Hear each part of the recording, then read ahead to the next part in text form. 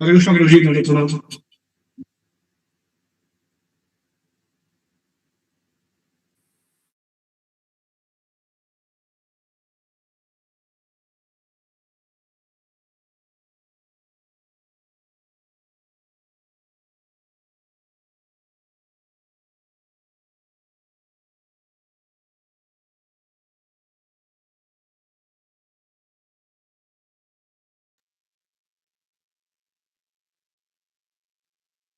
Hare Krishna.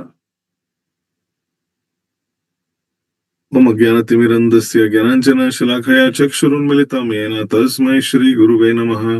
श्रीचैतन्यमनोभीष्टं स्थापितं येन भूतले स्वयं रूपकदा मह्यं ददाति स्वपदान्तिकम्। वन्देऽहं श्रीगुरु श्रीयुतापदकमलं श्रीगुरून् वैष्णवांश्च श्रीरूपं साग्रजातं सहगण रघुनाथान्वितं तं सजीवं साद्वैतं सावधूतं परिजनसहितं कृष्ण चैतन्यदेवं श्रीराधा कृष्णपादान् सहगण ललिता श्रीविशाखान्वितंश्च नमः ॐ विष्णुपादाय कृष्णप्रेष्ठाय भूतले श्रीमते भक्तिवेदान्त स्वामिनिति नामिने नमस्ते सरस्वती देवे गौरवाणी प्रचारिणे निर्विशेष शून्यवादी पाश्चात्य देशतारिणे हे कृष्ण करुणा सिंधु दीनबंधो जगतपते गोपेश गोपिका कांता राधा कांता नमोस्तुते तप्त कांचन गौरांगी राधे वृंदावनेश्वरी वृषभानुसुते देवी प्रणमामि हरिप्रिये वाञ्छाकल्पतरुभ्यश्च कृपा सिन्धुभ्य एव च पतितानां पावनेभ्यो वैष्णवेभ्यो नमो नमः। जय श्री कृष्ण चैतन्य प्रभु नित्यानंद श्री अद्वैत गदाधर श्रीवासादि गौर भक्तवृंद हरे Krishna Krishna Krishna Hare Hare Hare Ram Ram Ram Hare Hare.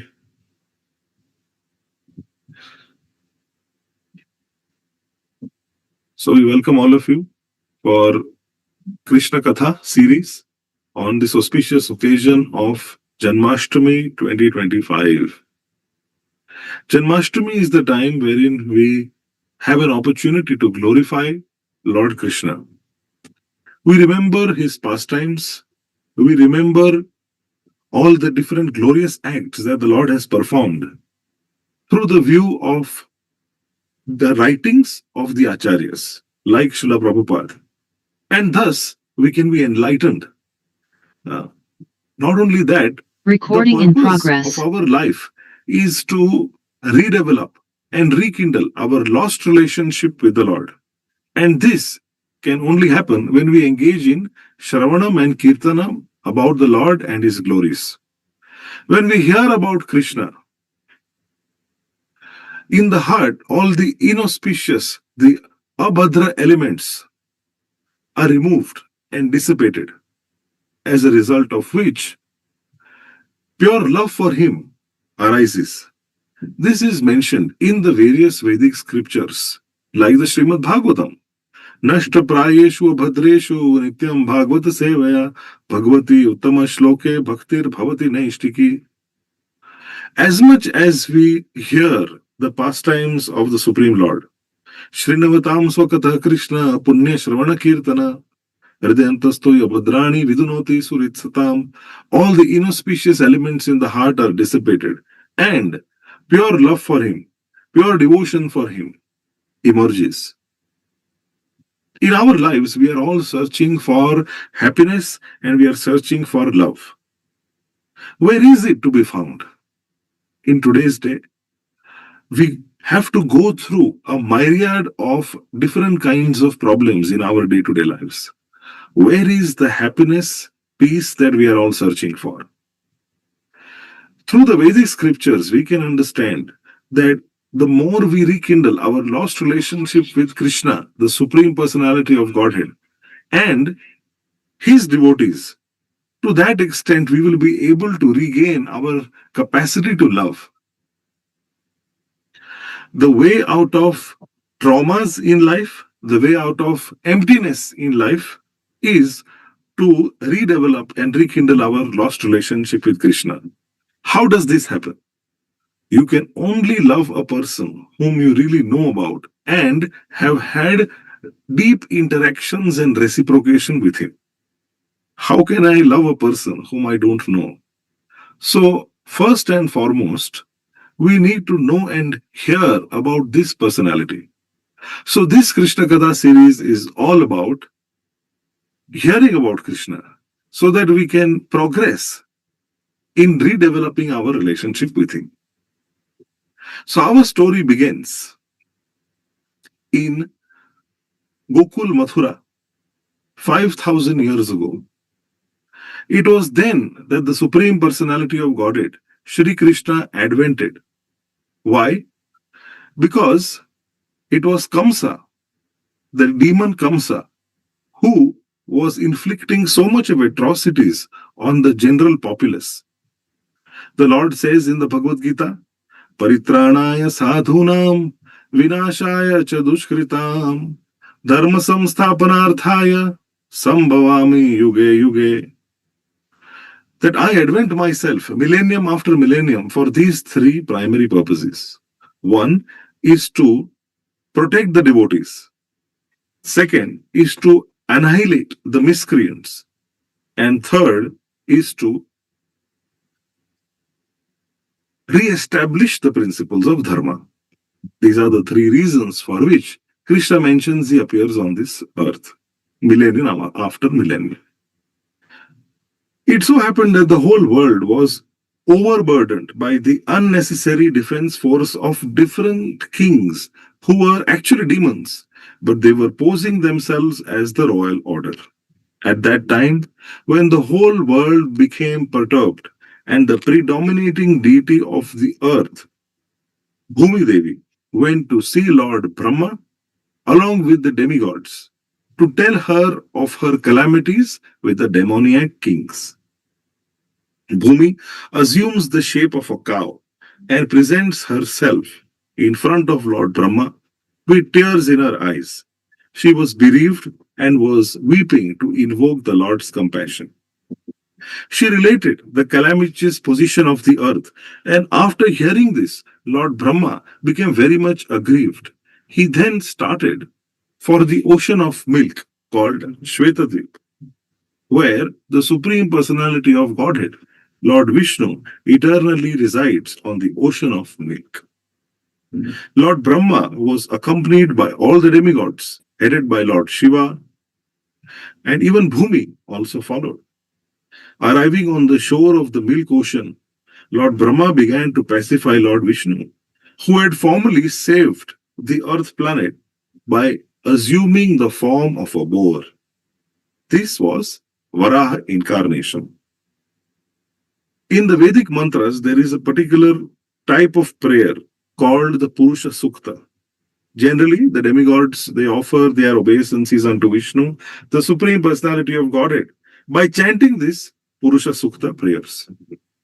Sahasrashirsha Purusha Sahasraksham Sahasrapat Sabhumim Vishwato Ritva Atyatishta Dasham Guram Purusha Evedagam Sarvam Yat Bhute Yat Chabhavyam.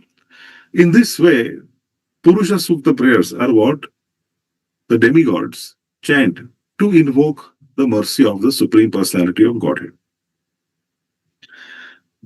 It is understood that the predominating deity of every planet, Lord Brahma, whenever there is a disturbance on the planet, goes to see the Supreme Lord of the universe. And Brahma, he can approach the Supreme Lord Vishnu not by seeing him directly, but by standing on the shore of the ocean of milk. So this planet within this universe is called Shvetadvip. It is actually localized Vaikuntha, where the Supreme Lord Narayan resides. And in that planet, there is an ocean of milk. Now, in the Vedic literatures, it is understood that just like there is an ocean of salt water, likewise, there is an ocean of milk also. And there are oceans of oil and other types of liquids. So this Purusha Sukta is the standard prayer that the demigods recite to appease the Supreme Personality of Godhead, Kshirodakshai Vishnu. And because he is lying on the ocean of milk, he is known as Kshirodakshai Vishnu. Kshira means milk. He is the form of the Supreme Personality of Godhead through whom all the incarnations within this universe appear. So after all the demigods offered the Purusha Sukta prayers to the Supreme Personality of Godhead, they heard no response. Lord Brahma personally sat down in meditation. And then there was a message transmission from Lord Vishnu to Lord Brahma. Lord Brahma then broadcasts this message to the demigods. That is the system of receiving Vedic knowledge. The Vedic knowledge was first received by Lord Brahma from the Supreme Personality of Godhead through the medium of the heart. In the Srimad Bhagavatam, in the beginning it is stated, Tene Brahma Hriday Adi Kavaye.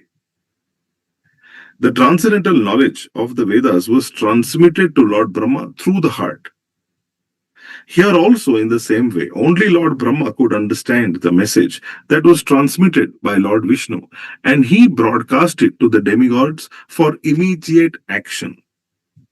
And the message was this, that the Supreme Personality of Godhead would appear on the earth very soon, along with his supreme powerful potencies, and as long as he remained on the earth planet, to execute his mission of annihilating the demons and establishing the devotees, the demigods should also remain there to assist him. They should immediately take birth in the Yadu, Bhoja, Andhaka, Rishni dynasties, where they would then engage in assisting the Supreme Lord in his pastimes. The Supreme Lord himself, Krishna, would appear as the son of Vasudeva. So before his appearance, all the demigods, along with their wives, should appear in different pious families in the world just to assist the Lord in executing his mission. The exact word used here is Tat Priyartham, which means that the demigods should appear on the earth in order to please the Lord. In other words, any living entity who lives only to satisfy the Lord is a demigod.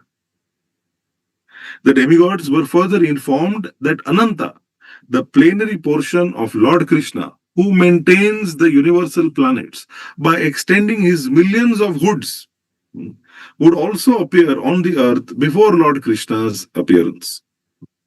They were also informed that Lord Vishnu's external potency, Maya Devi, with whom all the conditioned souls are enamored, would also appear by the order of the Lord just to execute his purpose.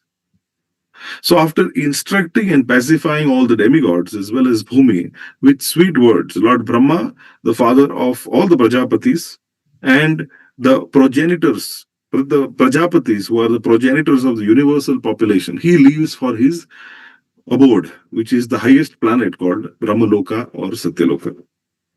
Now, the leader of the Yadu dynasty was King Shursen. He was ruling over the country known as Mathura, wherein lies the city of Mathura as well as the district known as Shursen, which was named after him. On account of the rule of King Shursen, Mathura becomes the capital city for the Yadu dynasty because Yadus were a very pious family and knew that Mathura is the place where Lord Krishna lives eternally, just like he resides in Dwarka. One thing that we learn from the Vedic scriptures is that this material world is not all in all. Mamupetya punarjanma dukhalayam shashvatam napnuvanti mahatmana samsiddhim paramam gatah. In the Bhagavad Gita, Lord Krishna says that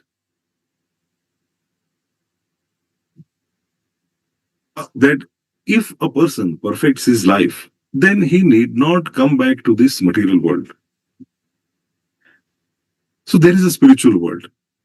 In the Bhagavad Gita, we understand that there is a spiritual world known as the Vaikuntha planets. Now, this Vaikuntha, Kuntha means misery or anxiety, and Vaikuntha means without misery. It is here that the living entities enjoy eternal life, full of knowledge and full of bliss in their constitutional position.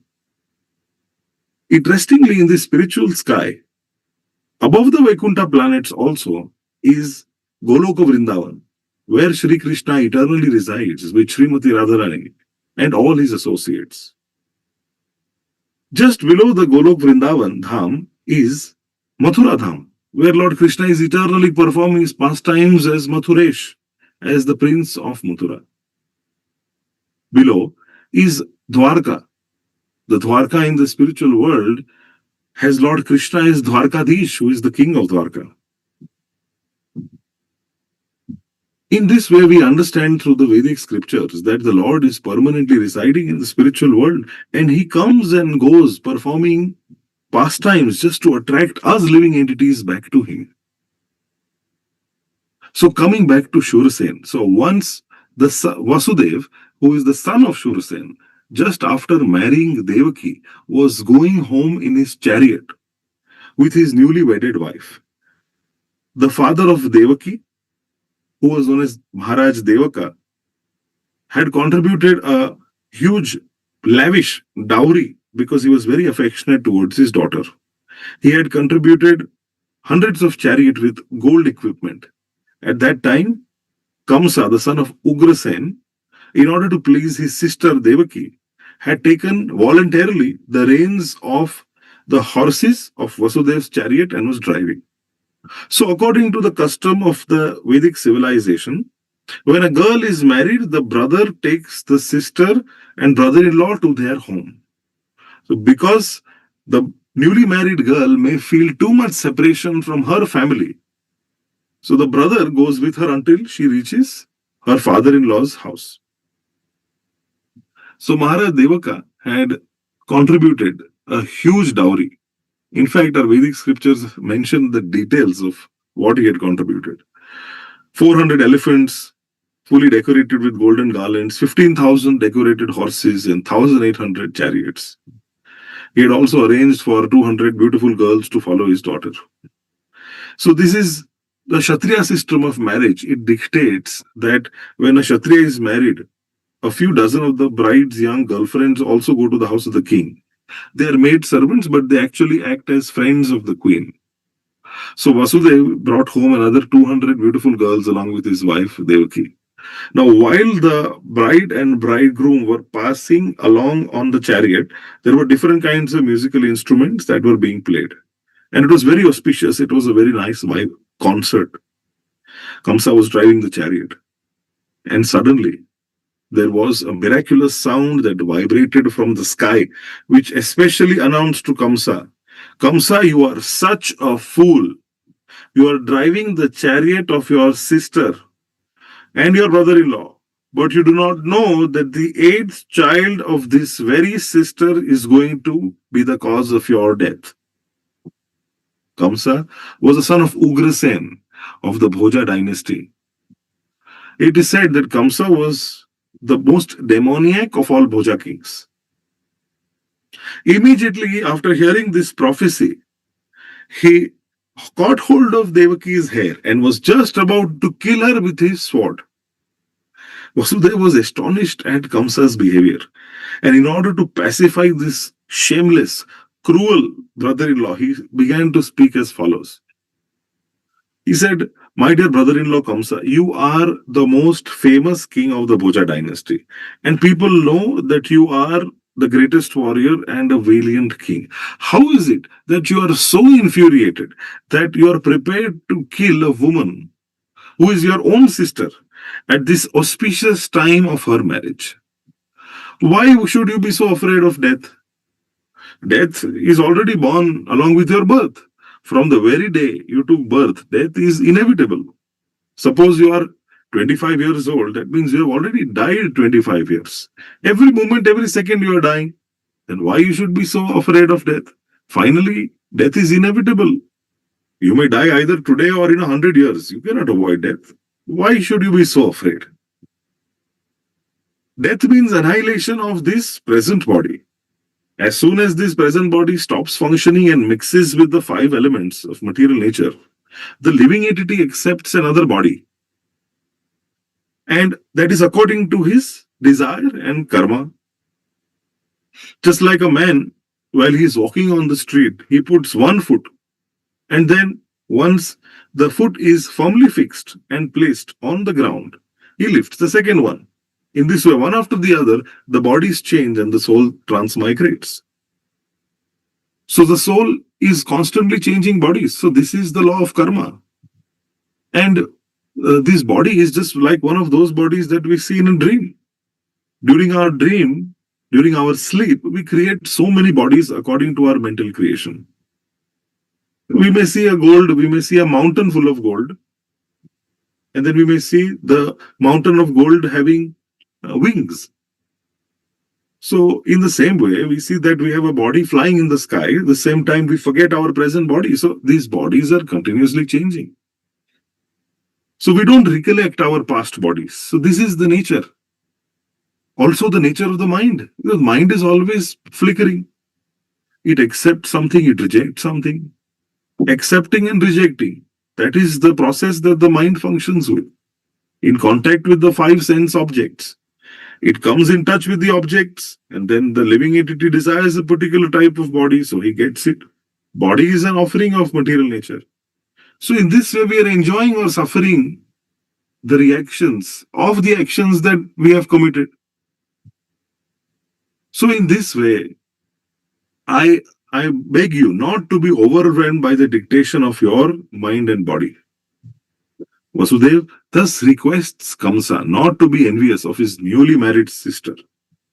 One should not be envious of anyone, for envy is the root cause of fear both in this world and the next. When one is before Yamaraj, he is also fearful because of envy. Vasudeva appeals to Kamsa on behalf of Devaki, stating that she is your younger sister. This is the auspicious time. It is the time of marriage. A younger sister or brother is to be protected, just as one's child is protected. The position is overall very delicate, Vasudeva reasoned. If you kill her, it will go against your reputation. In this way, Vasudeva tried to pacify Kamsa by good instruction as well as by philosophical discrimination. But Kamsa was not to be pacified because his association was demoniac. So because of his demoniac association, he was a demon, although born in a high royal family. A demon, he never cares for good instruction. He is just like a determined thief. One can give moral instruction to the thief, but that will not be effective. It will not stop him from stealing. Likewise, those who are demoniac or atheistic by nature, they can hardly assimilate any good instruction, however authorized it may be. That is the difference between demigods and demons. A demigod are those who are able to take such good instructions, and those who are unable to are demons. Failing in his attempt to pacify Kamsa, Vasudeva thought, now how am I going to protect my wife Devaki? When there is imminent danger, an intelligent person, he should try to avoid the dangerous position as far as possible. But in spite of all attempts, sometimes it happens that one fails to avoid the dangerous position. There is no fault on his part then. So one should always try best to execute his duties. But if one is not successful, then he is not to be considered at fault. Vasudeva thought of his wife. For the present time, let me save the life of Devaki. Then later on, if there are children, if there are boys, then I will see how to save them. So he further thought, if in the future, if I do get a child who can kill Kamsa, so if it is prophesied, then how will Kamsa be able to avoid his death? Then both Devaki and the child will be saved because the law of providence is inconceivable. So at present, let me somehow or other, let me save the life of Devaki. So Vasudeva, after deliberating on how to save his wife, he began to speak to Kamsa with great respect, although Kamsa was the most sinful person. So he addresses Kamsa. He said, my dear brother-in-law, please consider that you have no danger from your sister. You are awaiting some danger because you have heard a prophetic voice in the sky. But the danger is to come from the sons of your sister who are not present now. And who knows, they may not even be their sons in the future. Considering all of this, you are safe for the present. Nor is there any fear from your sister. If there are any sons born of her, then I promise you that I shall present all of them to you for necessary action. Kamsa knew the value of Vasudeva's words. Vasudeva was a man of his word. He was convinced by the argument that Vasudeva gave. For the time being, he desisted from the heinous killing of his sister. Thus Vasudeva was pleased and he praised the decision of Kamsa. In this way, he returned home. Each year thereafter, in due course of time, Devaki gives birth to a child, and thus she gives birth to 8 male children as well as 1 daughter. When the first son was born, Vasudeva kept his word of honor and immediately brought the child before Kamsa. It is said that Vasudeva was very elevated and famous for his word of honor, and he wanted to maintain his fame. Although Vasudeva, it was very painful for him to hand over his newly born child, Kamsa was very glad to receive him. But he became a little compassionate by the behavior of Vasudeva. This event is very exemplary. For a great soul like Vasudeva, there is nothing considered to be painful in the course of discharging one's duty. A learned person like Vasudeva, he carries out his duties without hesitation. On the other hand, a demon like Kamsa, he never hesitates in committing any abominable action. So this is sadhutva. It is a sadhu or a saintly person who can tolerate all kinds of miserable conditions of life. A learned man can discharge his duties without awaiting favorable circumstances. This is a big lesson we learn. Only when the time is right, I will discharge my duty. That's not what a learned person would function. A heinous person like Kamsa, he can act in any sinful way. And whereas the devotee, he can sacrifice everything to satisfy the Supreme Personality of God. Kamsa became satisfied by the action of Vasudeva. He was surprised to see Vasudeva keeping his promise and being compassionate on him. He began to speak. My dear Vasudeva, you need not present this child to me. I am not in danger from this child. I have heard that the 8th child of Devaki will kill me. Why should I accept this child unnecessarily? You can take him back. When Vasudeva was returning back with his firstborn child, although he was pleased by the behavior of Kamsa, he knew he could not believe him because he knew Kamsa was uncontrolled. An atheistic person cannot be firm in his word, and one who cannot control his senses cannot be steady in his determination. We take some sankalpa, and if we are not controlled in our senses, we may not be able to execute. So it's important to learn how to control senses.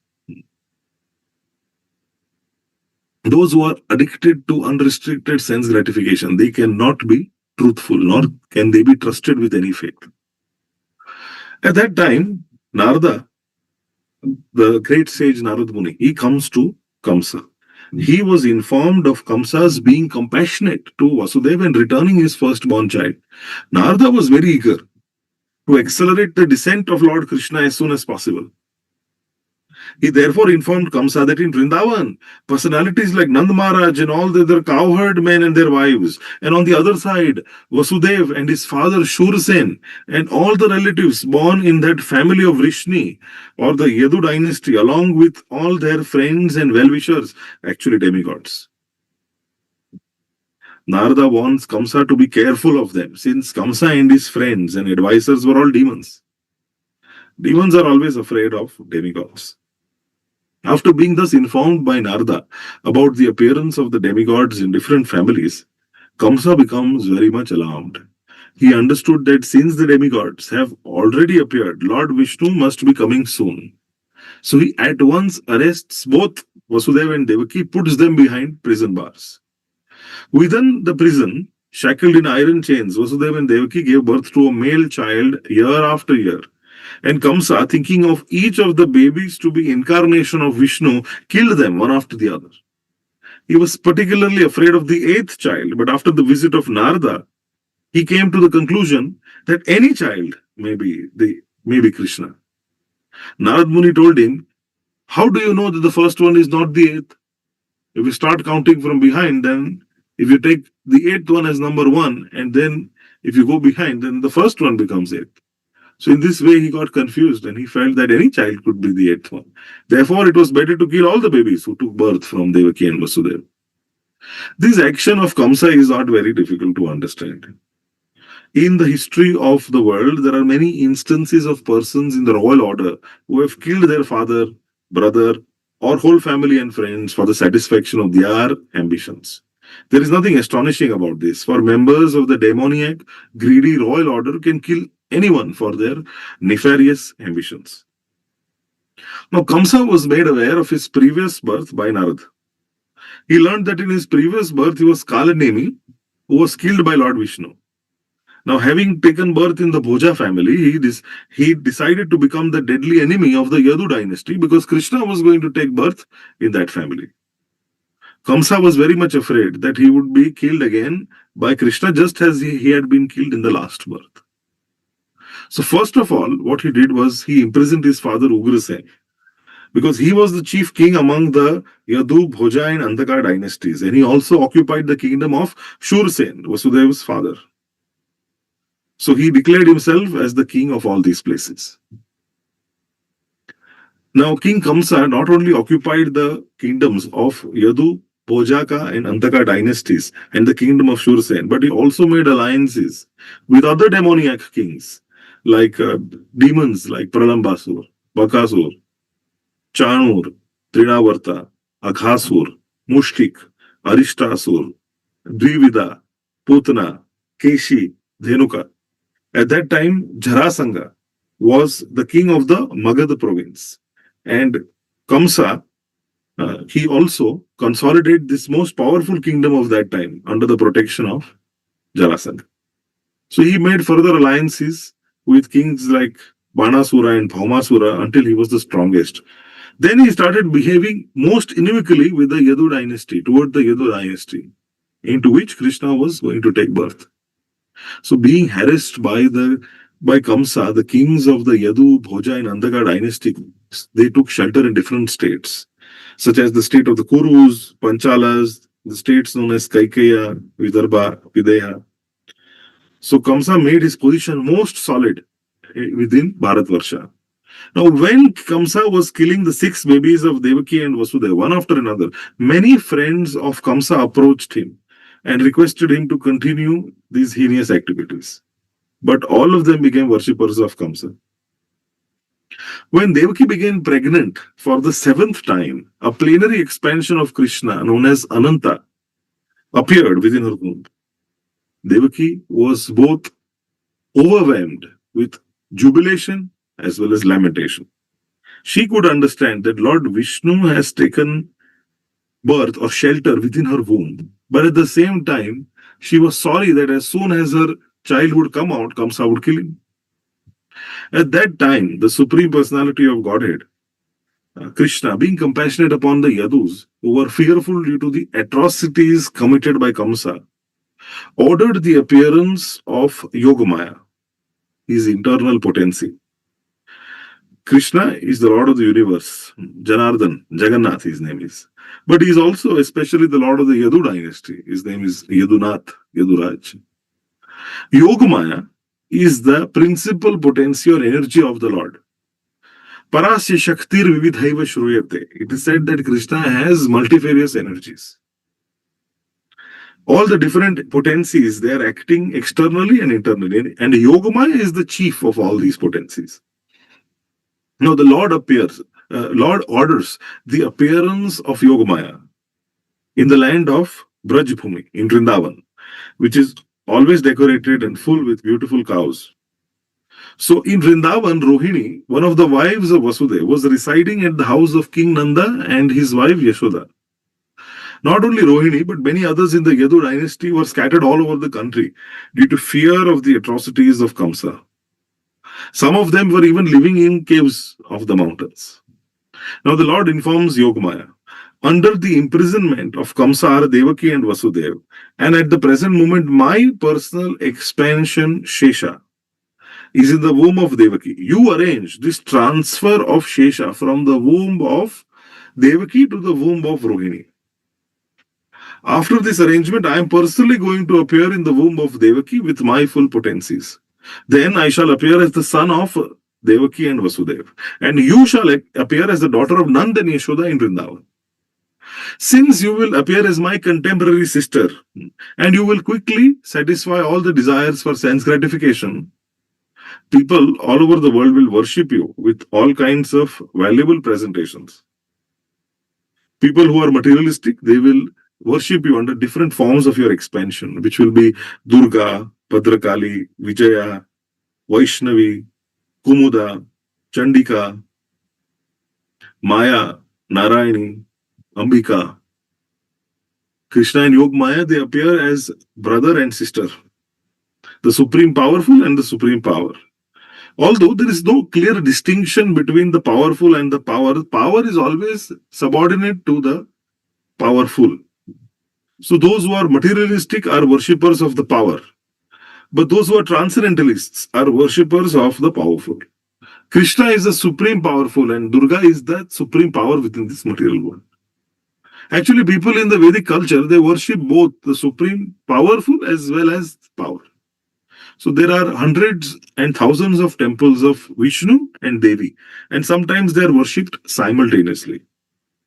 The worshipper of the power, Durga, or the external energy of Krishna, may achieve all kinds of material success very easily. But anyone who wants to be elevated transcendentally must engage in worshipping the powerful, who is none other than Krishna. So the Lord also tells Yogamaya, my plenary expansion Anantashesh is within the womb of Devaki. On account of being forcibly attracted to the womb of Rohini, he will be known as Sankarshan.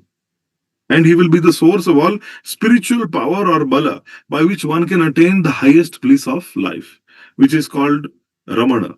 Therefore, the plenary portion Ananta will be known after his appearance as Sankarshana or Balarama. And in the Upanishads, it is mentioned, Nayam Atma Bala Hinena Labhya, that one cannot attain the supreme platform of self-realization without being sufficiently favored by Lord Balaram. Bala does not only mean physical strength. No one can attain spiritual perfection by physical strength. One must have the spiritual strength which is infused by Balaram or Sankarshan. Ananta Sheshnag, he is the source of power which sustains all the planets in their different positions. So materially, this sustaining power, we call it as gravity. But actually, it is a display of the potency of Sankarshan or Balaram. And he is the original spiritual master. Therefore, Lord Nityanand Prabhu, who is also the incarnation of Balaram, is the original spiritual master. And It is the spiritual master is the form of the supreme personality of Godhead who supplies strength to the devotee. So in the Chaitanya Charitamrita, it is confirmed that the spiritual master is the mercy manifestation of Krishna. Thus, or being ordered by the Supreme Personality, Yogmaya, she appeared in this material world according to the order of the Lord. So, when Yogamayas, the supreme power of the supremely powerful, transferred Lord Shesha from the womb of Devaki to Rohini, both Devaki and Rohini were under Yogmaya's spell, which is Yoga Nidra. So, when this was done, people thought Devaki's seventh pregnancy was a miscarriage. Thus, although Balram appears as the son of Devaki, he was transferred to the womb of Rohini to appear as her son. Now, after this arrangement, the Supreme Personality of Godhead, he situated himself within the unalloyed heart of Vasudeva, and then he was transferred to the heart of Devaki. He was not put into the womb of Devaki by seminal discharge. The Supreme Lord, by his inconceivable potency, he can appear in any way. It is not necessary for him to appear in the ordinary way, by seminal injection within the womb of a woman. When Vasudeva was sustaining the form of the Supreme Personality of Godhead within his heart, he appeared like the glowing sun. So this form of the Lord, situated in the pure unalloyed heart of Vasudeva, is not different from the original form of Krishna. The appearance of Krishna's form anywhere, specifically within the heart, is called Dham. So Dham refers not only to Krishna's form, but also to his name, qualities, and paraphernalia. So everything becomes manifest simultaneously. So now Krishna, who was manifest in Vasudeva's heart, is now transferred to Devaki's heart. Now he enters thus the body of Devaki. From Devaki's heart, he gets transferred to Devaki's womb. And all his expansions, plenary expansions and incarnations are also with him. So Devaki becomes the residence of the Supreme Personality of Godhead. She became the residence of the Absolute Truth. But because she was confined within Kamsa's house, the example is given, she looked like suppressed fire. Just like fire which is kept in a jug, it cannot illuminate. In the same way, Devaki, although she appeared extremely beautiful, but nobody could see this transcendental beauty, which resulted from her conceiving the Supreme Personality of Godhead. Kamsa, however, he sees. Kamsa was able to see this transcendental beauty of his sister Devaki, and he at once concluded that the Supreme Personality of Godhead has taken shelter in her womb, because she had never looked so extraordinarily beautiful. He could understand there was something wonderful in the womb of Devaki.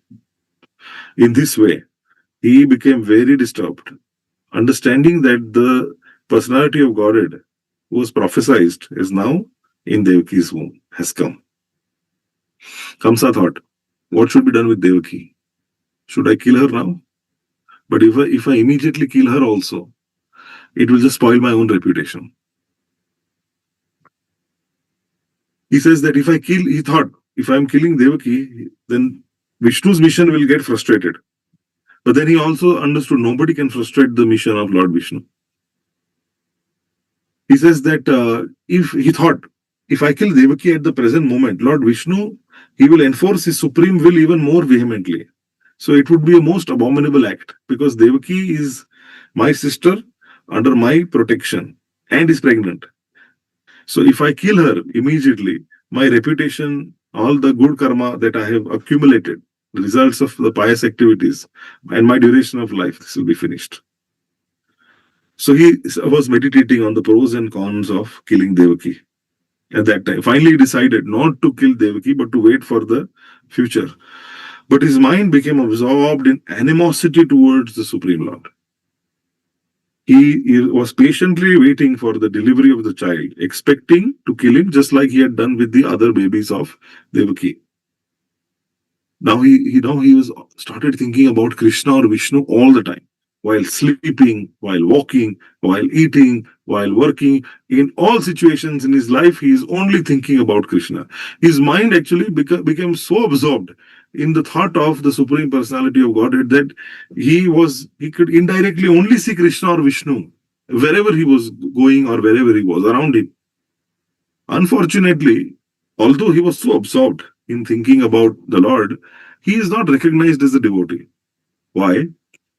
According to Srila Rupa Goswami's definition of pure devotional service, Anyabhilashita shunyam jnana karmadyanavritam anukulyena krishnanushilanam bhakti uttama. Uttama bhakti or pure devotion has to be anukul. That means it has to be favorable. Whereas Kamsa, he was remembering Krishna. Thus, he was performing devotional service, but it was not favorable. So therefore, he is not counted as a devotee. To think unfavorably of Krishna is not Krishna consciousness. So at this time, Lord Brahma, Lord Shiva, and great sages, accompanied by Narada, they all come in the prison and they are offering beautiful prayers to Devaki. They are saying that, O Mother of the Universe, you are holding the Supreme Personality in your womb. This material world is made up of these 5 elements. And it is temporary. But the Supreme Lord, who is Sachidananda, he has appeared so kindly in this womb, in your womb, and that is to deliver all of us. The Lord is so merciful that when the devotees are in trouble, he appears. And he comes to establish religion. He comes to establish religious principle. And more importantly, he comes to glorify, protect his devotees. That's why he actually comes. His name and personality are non-different. So previously he has come as Varaha, he came as Narsingha, and now he has come as Krishna to finish off the atrocities of Kamsa and his friends. In this way, all the demigods came, they offer prayers and their obeisances, circumambulate Mother Devaki, and then they return to their abodes. Then we move on to the birth of Lord Krishna. Janma karma cha me divyam evam yo veti tatvatah tyaktva deham punarjanma naiti mameti swarjuna. In the Gita it is mentioned that anyone who understands the purpose of appearance and disappearance of the Supreme Personality of Godhead, which are transcendental, and his pastimes, doesn't have to take birth again in this material world. So when the Lord comes, he comes out of his own pleasure, own will. Just like when we come, as ordinary conditioned souls, when we come on this earth, we do not appear out of our own will. We are forced, according to the laws of karma, to be born in a particular family. Whereas the Supreme Lord, when he comes, he is completely independent to choose which family he comes in, where he appears, what time he appears. When the Supreme Lord appeared, all the planets in the skies, all the stars, they aligned themselves to become auspicious time. The astrological influence of the star called Rohini was very predominant.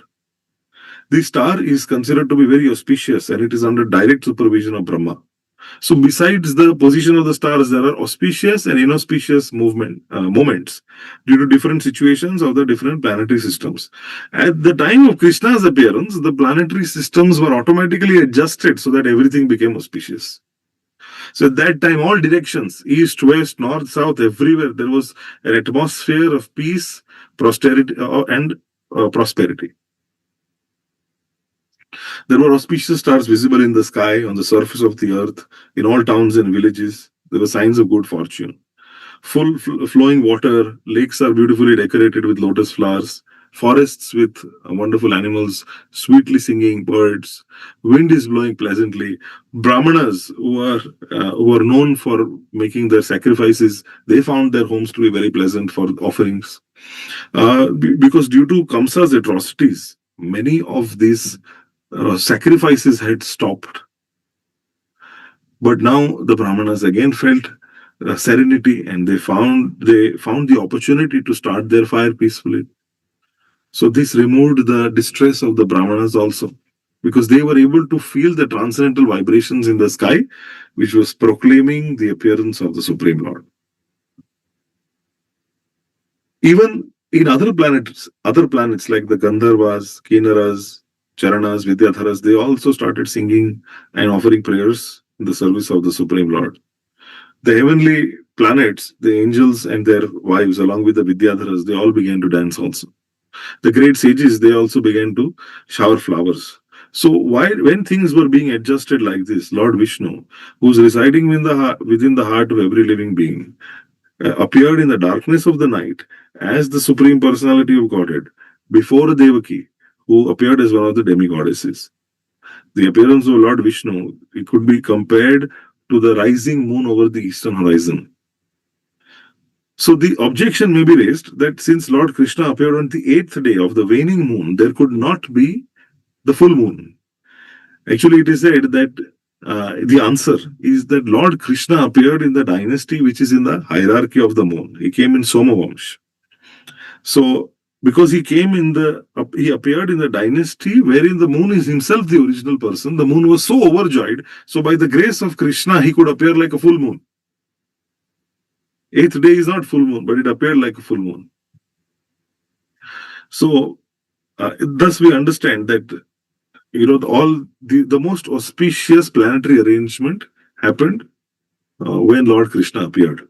Now Vasudeva, he saw that the most wonderful child is born as a baby with 4 hands, who's holding a conch shell, a disc, and a lotus flower decorated with the mark of Srivatsa on the chest. He's wearing Kaustubh Mani stone, dressed in yellow silk, appearing dazzling like a bright blackish cloud, and wearing a helmet bedecked with the Vaidurya stone. Valuable bracelets, he's wearing earrings, similar ornaments all over his body, and he has abundant black hair on his head. Now, Vasudeva was struck with wonder on seeing this. He thought, he said, how could a newly born child be so decorated? Vasudeva, he understood that Krishna has appeared, and he is wondering that although he is an ordinary living entity, conditioned by material nature, and he is actually imprisoned by Kamsa, the Lord is still appearing as a child in his home, exactly in his original position. No earthly child is born decorated with ornaments. When an ordinary child appears, he's always crying, he's in distress. But here we find that the Lord is peaceful and he's appearing in his original position. Vasudeva thought, generally when a male child is born, then people, they observe this occasion with jubilant celebrations by giving charity, by performing various ceremonies and rituals. So he thought that I'm imprisoned, the Supreme Lord has taken birth. Now, how many millions and millions of times should I be prepared to observe this auspicious ceremony? Because he wanted to observe the ceremony. He was so happy, he wanted to give out thousands of cows in charity to the Brahmanas. It is according to the Vedic culture, Vedic system, whenever there is an auspicious ceremony in a Kshatriya king's palace, out of joy, the king gives a lot of charity. The cows decorated with golden ornaments are delivered to the Brahmanas and sages. So Vasudeva wanted to perform such a charitable ceremony to celebrate Krishna's appearance. But because he was shackled within the walls of Kamsa's prison, that was not possible. But he did a manasik dan. At least in his mind, he gave thousands of cows to the Brahmanas. So when Vasudeva was convinced that the newly born child is none other than the Supreme Personality of Godhead, he bows down and offers him prayers. So he is able to see this newly born child who is flashing his effulgence in the room. Vasudeva is offering his prayer, saying, "My dear Lord, you are the absolute truth. You don't belong to this material world." Vasudeva says that it is not a very wonderful thing that you have appeared in the womb of Devaki, because the creation is also made in that way. You are lying in the causal ocean as Mahavishnu. By your breathing process, you breathe in. And when you breathe out, innumerable universes come out from the pores of your body. And then you enter into each universe as Garbhodakshai Vishnu. And then again you expand yourself as Shirodakshai Vishnu. So then again you expand as Shirodakshai Vishnu, you enter into the hearts of all the living entities and even within the atoms. So your entrance into Devaki's womb is also to be understood in the same way. So although you have appeared here, you are still everywhere. You are all pervading. So we can understand this from so many examples. that you are within and as well as without. So you are the original creation. So in this way, he is offering prayers. He also says that uh, you will kill. I'm hoping that you will kill all the demoniac followers of Kamsa and all his soldiers and all these personalities in the world who are parading around as the royal order, but in actuality they are demons.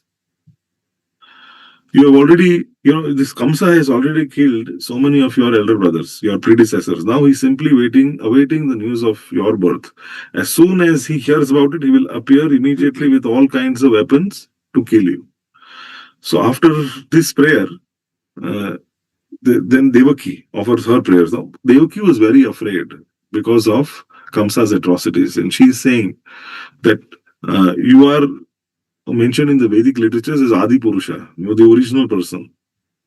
And you have come in your original form, and all the incarnations, they are arising of this form. And she's offering her obeisances. She requests, says, I really want to save you from the cruel hands of Kamsa. And so I am praying to your lordship to please rescue me from this fearful condition, because you are always ready to give protection to your servitors. She says that as soon as Kamsa understands that you have appeared, he might harm you. So I request that for the time being, you become invisible to our material eyes. In other words, she requested the Lord to take the form of an ordinary child. She says that I request you to conceal this four-armed form. And you are, the whole universe actually it comes from your womb, but you have mercifully appeared from my womb. So I'm surprised that you imitate the activities of ordinary human beings just to please your devotee. Now then the Lord replies, says that, my dear mother, in the millennium of Swayambhuva Manu, my father Vasudeva was living as one of the Prajapatis. His name was Sutapa. Your name was Shrini. Now you did so much of tapasya at that time, so many austerities to please me. And when I came, you requested that I become your son. That was your desire. So then I came as Shrini Garbha. And then after that, you were Aditi and my father was Kashyap. That time also, you wanted me as your son. And therefore, as a result of all the austerities you performed, I came as your son Vamana. And now in this third lifetime, you have come as Devaki, Vasudeva, and I have come as your son Krishna. He says, I know that you are very concerned about me and afraid of Kamsa. Therefore, I order you, immediately you take me to Gokul and exchange me for the daughter who has just been born to Yashoda. So after speaking thus to his father and mother, the Lord himself turned into an ordinary child in their presence, and remained silent. So now, being ordered by the Supreme Lord, Vasudeva prepared to take his son from the delivery room. Now, at that same time, exactly, a daughter was born to Nanda and Yashoda. Who was she? She was Yogamaya, the internal potency of the Lord. By this potency, Yogamaya, all the residents of Kamsa's palace, especially the doorkeepers, they went to sleep. The doors opened, prison doors opened, shackles opened. Night was very dark, but as soon as Vasudeva took Krishna on his lap and he went out, he could see everything in the light. So it is mentioned in Chaitanya Charitamrita. Krishna Surya Saman Maya Hoy Andhakar. Jahar Krishna Tahar Nai Maya Radhikar. Wherever there is Krishna, there is light. Now, how can there be darkness where there is Krishna? So when Vasudeva carrying Krishna, the darkness of the night disappears. There is thunder in the sky, there was rainfall. While Vasudeva was carrying his son, Krishna, in the falling rain, so Lord Shesha, in the shape of a serpent, he spread his hood over the head of Vasudeva so that he would not be hampered by rainfall. Vasudeva came onto the bank of Yamuna and sees that Yamuna is also, water is roaring with waves, and so the whole span was full of foam. Still, the river gave passage to Vasudeva to cross. Just like the Indian Ocean gave a path to Lord Ram when he was building a bridge. In this way, Vasudeva crosses the river Yamuna. On the other side, he goes to the palace of Nanda Maharaj situated in Gokula. He saw all the cowherd men are all fast asleep. He takes the opportunity to silently enter the house of Yashoda, and without difficulty, he exchanges his son for the new baby girl born there. Then, after entering the house very silently and exchanging the boy for the girl, he returns back to the prison of Kamsa and silently puts the girl on the lap of Devaki. So again, he clamped the shackles on himself, so Kamsa could not recognize that many things had happened. Now, Mother Yashoda, she understood that the child had been born to her, but she was very tired from the labor of childbirth and she fell fast asleep. So, when she woke up, she could not remember whether she had given birth to a male or female child. So, ahead, tomorrow, we shall see what happens ahead when Kamsa comes to know that the eighth child of Devaki has been born. What does he do? And then, following which, what happens at Gokul? We will also hear about what happens in Gokul when Yashoda and Nanda come to know that now a beautiful baby boy has been born to them. So this we shall hear tomorrow. In this Krishna Katha series, we request all of you, you can ask your questions now at 8:30 in the forthcoming days, including today. We shall open for questions. So if you are on Zoom or you are on YouTube, you can type your questions in the chat box and ask. And then in the next few minutes, we shall try to answer those questions. Hare Krishna.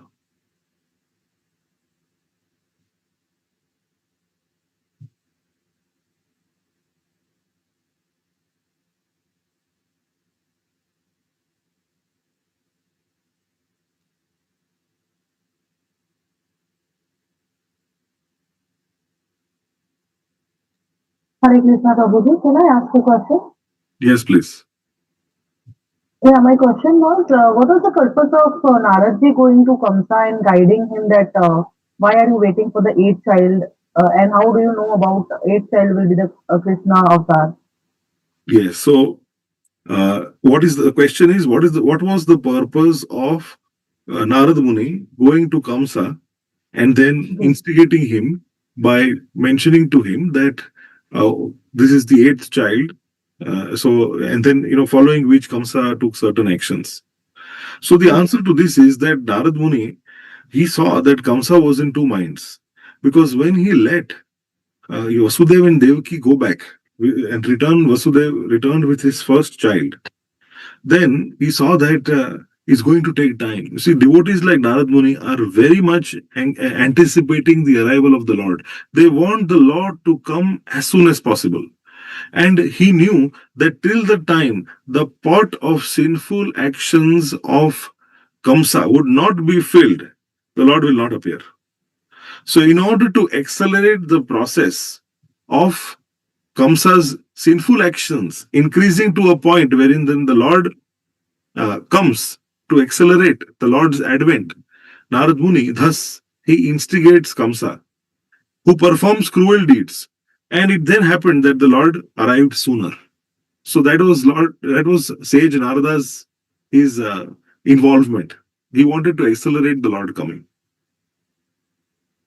Hare Krishna. Yes. So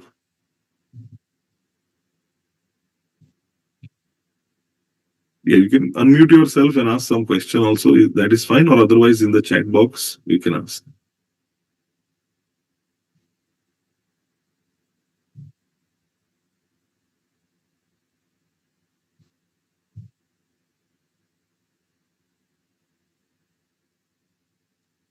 Hare Krishna Prabhuji.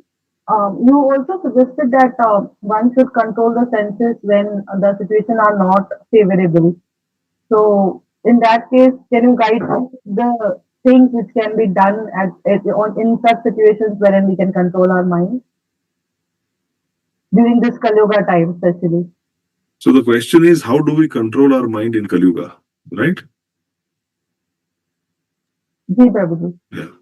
So how do we control our mind in Kali Yuga? In this kind of situation, I mean, we are filled with so many distractions in our day-to-day lives. Especially the biggest distraction is the smartphone, and we find that the social media and the smartphone create so much of distraction, and it becomes difficult to then control our mind, our senses. So what do we do?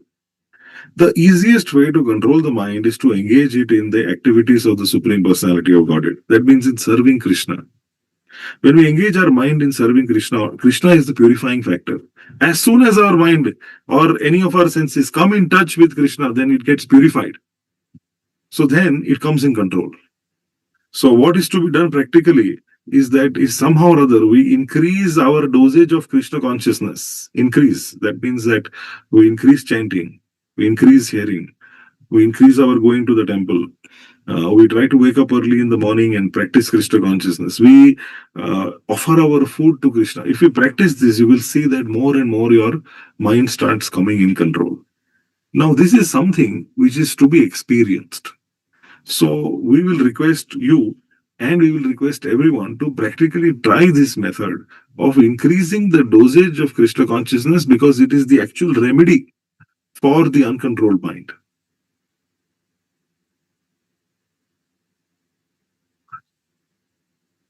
Okay, so there are some questions that are coming in the chat box. Okay, so there is one question. If someone dies, is it written anywhere that we should not go to temple? Yes, so basically what happens when someone dies is that there is a contamination. We call it sutak. There is contamination that exists within the family, in the house also. So then for that matter, certain activities that are required to be clean or pure, they are not performed. Please understand the essence of it so that we don't get confused with respect to the details.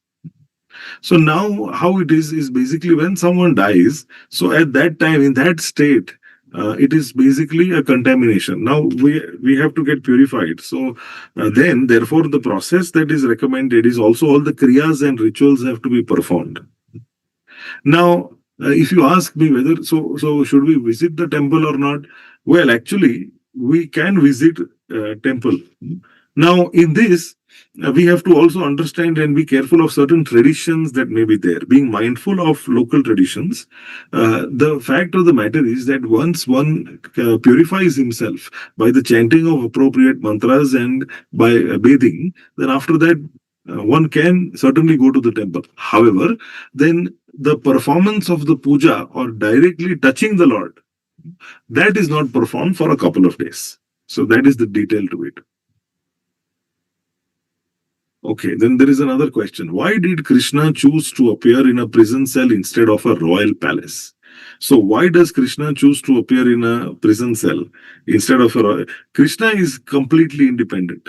In the first canto of the Bhagavatam, it is mentioned Krishna is Swarat. That means he is independent. So he can choose to appear anywhere. He can appear in any form, in any shape, in any size. In fact, it is mentioned that he appears in all of the 84 million species. So he comes as a boar also. As Varaha Devi came as a boar. So in this way, we find that Krishna is independent. So he can appear in a palace. He can appear also in a prison house. So he is not bound. So that's why he chooses. So he chose that, okay, let me appear in the prison house to where my devotees Devaki and Vasudeva are. So why Krishna actually chooses to appear there is because out of love for his devotees Devaki and Vasudeva, who really wanted him as their child. That's why he appears. For Krishna, it's more about pleasing the devotees who have undertaken so much of austerities to please him. That's how the Lord thinks. For him, it's all about the devotees. Another question. Why was Devaki fearful that Kamsa will kill Krishna despite knowing Krishna to be the Supreme Lord? Devaki was fearful that Kamsa will kill. See, because when Devaki sees Krishna appearing there, so her natural motherly affection was so much that not only Devaki, Vasudeva also. When the affection to the child is so much, it goes beyond reason. Logic doesn't work. Sometimes if somebody is a parent, and then we also see this practically, that children, they find their parents to be so finicky. It's sometimes just too much. So it's very natural to have for parents to have a certain kind of affection to their children and wish their safety. It's very natural. Sometimes there is nothing dangerous also, still parents will be like that. and mothers especially. So this is very natural. Likewise, the perfection of that vatsalya ras, or that loving engagement, loving spirit that any mother could have for their child, is seen in Devaki. Is the perfection, because it is for Krishna. So we find that when Devaki is praying to Krishna, she is seeing Krishna as the Supreme Lord. So for her, it's very important that he remains safe, because out of love, she doesn't want anything bad to happen. And just imagine that this is one question that Devaki is feeling, but then the Lord also, he accepts it. Who could stop the Lord if he would have remained there in that prison house, and Kamsa came, tried to kill him, and he finishes off Kamsa there itself? That could have also happened, but it didn't. The Lord performed so many pastimes because he has to go to Nanda and Yashoda in Vrindavan to please them. He has to go. Then all of this Kamsa's associates, he has to finish them one by one. So all this is Leela, it's pastime. Krishna knows he has made a whole plan. So in this way, this is the reason why he does the way he does. But these are very natural emotions which come out of love. Devaki and Vasudeva are in Vatsalya Bhav, Vatsalya Ras, who are feeling that Krishna is their child, although they saw that he's the Supreme Lord, but they cannot remove that. Another question: why Lord Vishnu waited for 8th born child? Well, as I said, it's the pastime of the Lord. There is a deeper significance also to this, that these are six children. They represent the 6 anarthas: Kam, Krodh, Lobh, Mad, Maya, Matsarya. Lust, anger, pride, greed, illusion, and envy. So it represents that till the time we are not free from these 6, how can Krishna appear in our heart? So after these 6 are removed, then afterwards comes Shankarshan. And then he does more cleaning work. So that is the appearance of Guru. Guru in our life, what he will do, he'll clean this heart. And then after making the heart and our consciousness a fit place for Krishna to reside, then the Lord comes. So that's how it is. That's why these 6 anarthas have to be removed. So these 6 children, they represent this. If you go through the Srimad Bhagavatam, you will find that later on the Lord revives the children of Devaki also.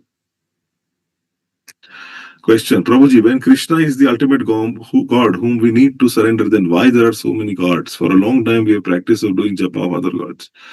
Well, if Krishna is the Supreme Personality of Godhead, the other personalities are all part and parcel of Krishna, who are performing devotional service unto him. The Lord himself wants his devotees to be glorified, and therefore in the Vedic literatures there is provision for every person, every living entity, based on his desire, to go and select a particular deity of his choice who can then elevate him. So the Lord is very open, and he thus allows everyone to choose whoever they have faith in, whoever they feel inspired by, to go to surrender, to follow the rules and regulations of the worship of that particular demigod. So that is why different japa is there and different puja is there. However, if you go through Bhagavad Gita, if you go through all the Vedic scriptures, you will conclude that Ishvara Parama Krishna Sachidananda Vigra Anadiradir Govinda Sarvakarana Karanam. Krishna is the Supreme Personality of Godhead. He is the cause of all causes. So even in Krishna Leela, we will find again and again how the Lord proves that he is the Supreme Personality, second to none.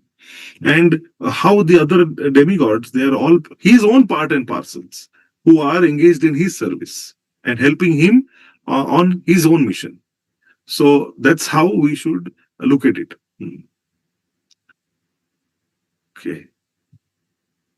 Once again, can you say the 6 sins? Yeah, they are not 6 sins, they are the 6 anarthas. Anarthas. Yeah, they are anartha means those which basically prevent us from going ahead. This is Kam or lust, anger, krodh, lobh or greed. Then there is matsarya or envy, and there is pride, mad or pride, maya or illusion. So these are 6: Kam, krodh, lobh, mad, maya, matsarya. Lust, anger, greed, pride, illusion, and envy. Okay.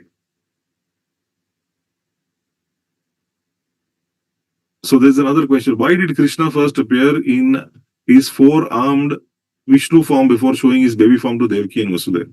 Krishna appeared in the form because they wanted his four-armed form of Lord Vishnu because as Sutapa and Shrini, as Aditi and Kashyap, as Devaki and Vasudeva, they wanted the Supreme Personality of Godhead as their child. So the Lord has to show that I fulfilled your promise. You wanted me as your son, now I have come. So then they requested him, please take the form of a normal baby. So then he said, okay. So it's like that. Question. My question is, why in Hinduism we have Vaishnavas and Shivaiks? Who is the ultimate truth? To whom should we consider? Ishvara, Parama, Sachidanand, Vigraha, Krishna or Shiva? Well, you have to go through the Shastra. The same Shastra which talks about Krishna, the same Shastra which talks about Shiva, you have to consult that same scripture to understand who is the Supreme. So, when we go through the Bhagavad Gita also, Krishna says, Aham Adir Hi Devanam, I am the source of all the demigods. So, in the Brahma Samhita, just like you have quoted Brahma Samhita, Ishvara Parama Krishna. So Brahma Samhita also says, Kshiram yata dadivikara vishesha yogat sanjayate naitata pritagasti heto yasham bhutam apitatha samupayati karyat govindamadi purusham tamaham bhajami. So the difference between Lord Shiva and Lord Krishna is like Lord Shiva is like the dahi or is like curd or yogurt. And Lord Krishna or Lord Vishnu is the milk. So when there is a vikar, in the milk, then it becomes yogurt. So yogurt comes from milk, but it's not the same as milk. In the same way, Lord Shiva, he comes from Vishnu. He is a guna avatar of Lord Vishnu. Lord Shiva is a guna. There are different categories of incarnations. One category is called guna avtaras. So three modes are there: mode of goodness, mode of passion, and mode of ignorance. Satogun, Rajogun, and Tamogun. So Lord Shiva is actually the Tamoguna avatar of Lord Vishnu. So that's what his position is. Okay. So last one or two questions we shall take. When Krishna was born in prison, was it the first time a jail became the most auspicious place on earth? Yes, very much. Very much. Prabhuji, Hare Krishna. Wasn't Kashyap the father of Hiranyakashyap too? Yes, yes. So Kashyap Muni. He had wives. So he had Diti, who she became the mother of the Daityas, like Hiranyakashipu and Hiranyaksha, and Aditi became the mother of the Devatas. So all the Devatas, Indra, Varuna, etc., including Vamana, they all were born of Aditi and Kashyap. Yes. Okay, so thank you very much. Okay, this one last question we'll take. Why did Krishna take Vara avatar and why not any other animal? He takes different incarnations, different animals. He also became Matsya. He became a fish. He also became Kurma. So he became Narsinga, lion also he became. Tortoise also he became. Why particularly Varaha? Because with his tusks he saved Bhumi Devi. That's why. So Krishna sees utility also. How he can utilize like that. Okay, so thank you all very much for joining today, and we look forward to seeing you tomorrow. In tomorrow's session, we shall continue with our Krishna Katha series. Thank you very much. Please chant Hare Krishna, Krishna Krishna, Hare Hare, Hare Rama, Rama Rama, Hare Hare. Granth Raj Srimad Bhagavatam ki jai, Srila Prabhupada ki jai, Shri Krishna Chandra Bhagwan ki jai, Jagat Guru Srila Prabhupada ki jai, Nitai Gaur Premanande.